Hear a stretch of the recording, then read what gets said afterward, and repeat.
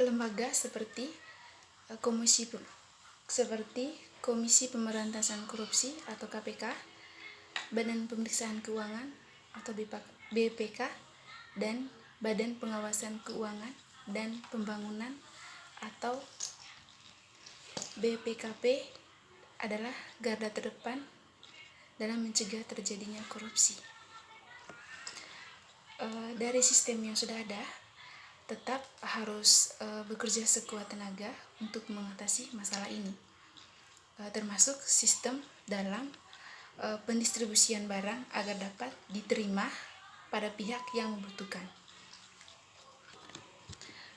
Dalam hal ini adalah kebutuhan alat dan kebutuhan medis untuk penanganan virus corona dapat dikontrol outputnya.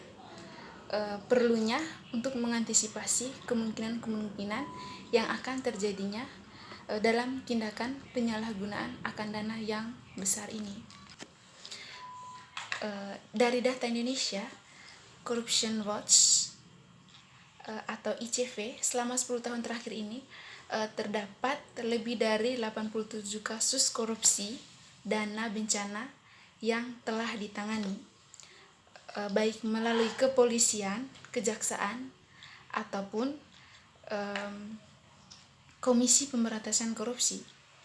Tercatat bahwa sektor rawan korupsi terletak pada tahap tanggap darurat, rehabilitasi, dan pemulihan atau rekonstruksi lokasi bencana. Karena alasan bencana dan darurat, maka uang yang jumlahnya cukup besar itu sering dikucurkan tanpa pengawasan dan pertanggungjawaban yang jelas. Begitu pula dengan yang berkaitan dengan anggaran pemerintah terkait penyelesaian COVID-19 ini, perlu adanya pengawasan yang ketat agar tidak adanya oknum-oknum tertentu yang melakukan korupsi untuk kepentingan pribadi.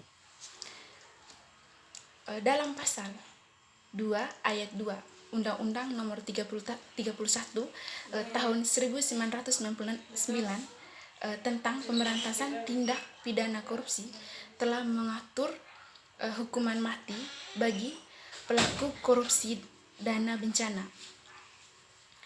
Regulasi anti korupsi ini sesungguhnya ancaman hukuman bagi koruptor dana bencana sudah sangat memberatkan. Tetapi kalau kita amati, meski korupsi dana bantuan sudah dalam proses hukum, tetapi umumnya vonisnya masih tergolong ringan.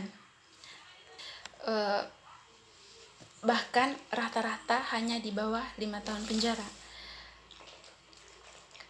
Hal ini tentu menjadi salah satu pendorong bahwa pelaku tindak korupsi dana bantuan bencana masih sering terjadi, bahkan bisa jadi tidak membuat jera si pelaku.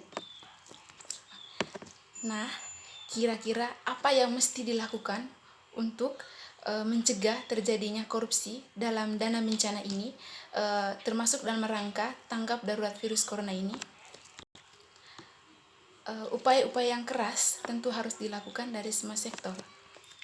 Ada sejumlah upaya yang dapat dilakukan untuk mencegah praktik korupsi dana bantuan bencana, termasuk dalam dana bantuan untuk penanganan virus corona yang akan segera dikucurkan pemerintah.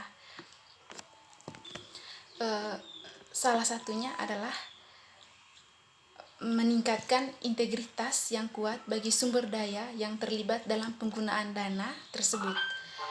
Integritas tidak terlepas dari upaya untuk menjadi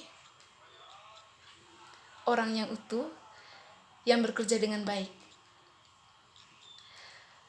Hal itu terwujud dalam menjalankan fungsinya sesuai dengan apa yang telah dirancang sebelumnya. Integritas sangat terkait dengan keutuhan dan keefektifan seseorang sebagai insan manusia. Berikutnya adalah membangun komunikasi yang kuat dan warning dini disertai dengan upaya terhadap sanksi yang tegas terhadap pelaku korupsi. Ini dilakukan agar keinginan untuk melakukan tindakan korupsi dapat diminimalisir. Dan yang berikutnya adalah adanya tim terpadu pengaduan publik yang bertugas mengawasi berbagai ketidakberesan penggunaan anggaran dana bencana.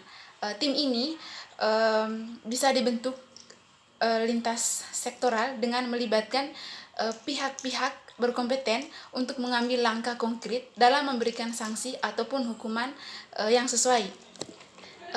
Dan yang berikutnya, solidaritas tim yang tangguh